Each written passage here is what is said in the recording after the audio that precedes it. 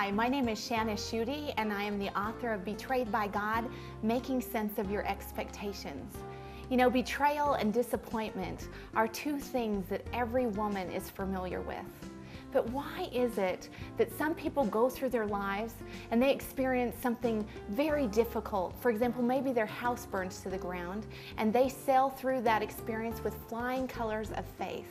But then there are other people who experience something as small as having a hangnail and they end up hating God.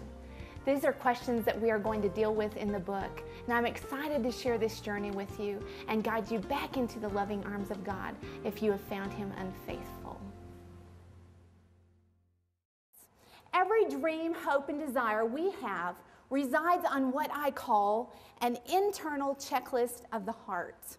Sometimes we add things to this list, and sometimes we take things off of the list, but this list is always there. And you know what the crazy thing is that sometimes we do not even know what's on this list until God doesn't grant us something that we want, or we get something that we didn't ask for. Life is never easy, because life with our checklist is just never easy. There is never a time in life when everything on the list is checked off.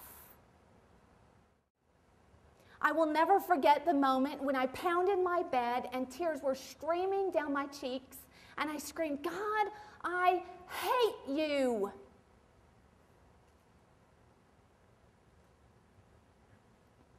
If I could color that day on my calendar, I would have just colored that square on the calendar black, because it was when everything that I thought I believed about God, myself, my relationship with Him, and the things that I'd been taught in the Bible, they just died violently under this heavy weight of disappointment.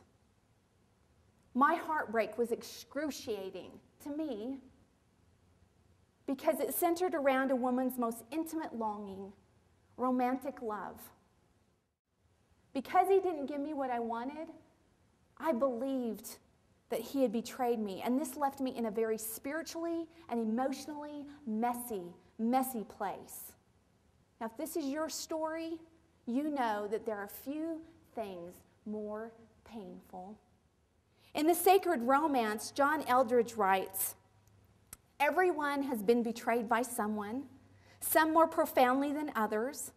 Betrayal is a violation that strikes at the core of our very being. To make ourselves vulnerable and entrust our well-being to another, only to be harmed by those who our hopes were set, is among the worst pain of the human experience. Sometimes the way God treats us feels like betrayal." Yes. It feels like betrayal. But is it?